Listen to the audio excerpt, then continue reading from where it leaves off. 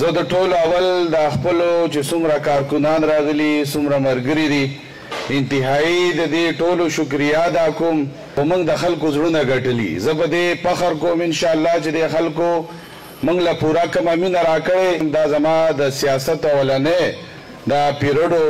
او زه د خپلو ټولو ملګرو ډېره شکریه ادا کوم کوم ملګري نه راغلي کوم ملګري راغلي یقینا دې ملګرو ډېر زیات ستړی کړی ډېره جدوجهد یې کړی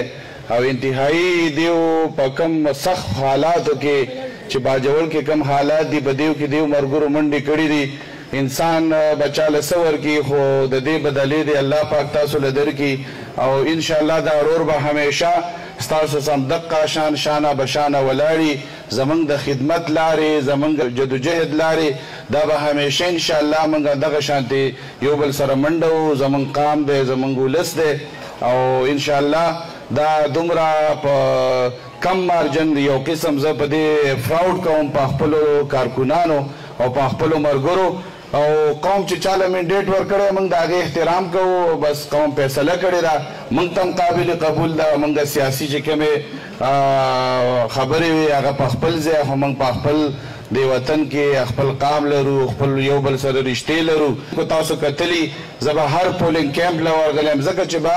زه یو ټرند جوړول غواړم چېرې ټیک دا سیاست په خپل ځي خو موږ یو بل سره ورورولي ده قاموالي ده دا قاموالي دا ورورولي دا به موږ په یو سم د یو بل سره نه خرابو موږ به په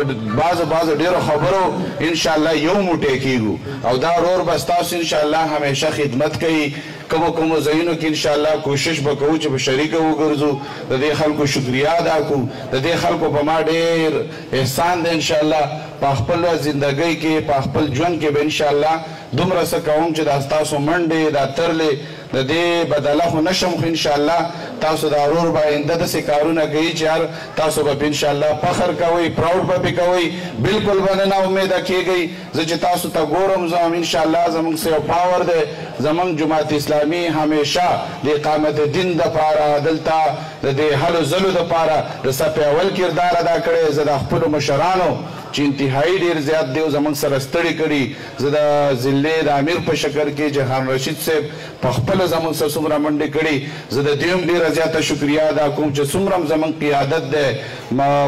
مولانا وحید ګل صاحب دی قاري مجید صاحب دی صوفي صاحب دی چې څومره زموږ مشران دي زه انتهایی د هغو شکریه ادا کوم انشاءالله زموږ حوصلې بلند دي دا حوصله زموږ دا سیټ مقصد نه و نه زموږ دا مقصد و زموږ خو مقصد صرف او صرف د قام جوړول او د قام چې دا کومې ستونزې دي دا حل کول دي دا انشاءالله بغیر د حکومت هم ستاسو دا رول کوي شي انشاءالله و صرف ستاسو د سپورټ او ستاسو د ملګرتیا به ماته ضرورت دی انشاءالله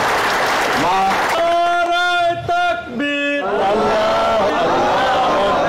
دا خپل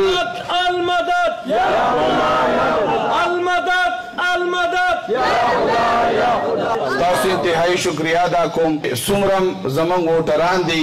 څومره زموږ سپورټران او څومره د میډیا په ذریعه سره زموږ ډېره خلکو ملګرتیا کړې ضلع نه بهر هم ضلع کې هم چې څومره زموږ ووټران دي چې زموږ د پارټۍ سره وابسته نه وو خو موږ یې سپورټ کولو د RZK د ټیم چې هغو هم موږ په ځینو ځایونو کې باقاعده هغو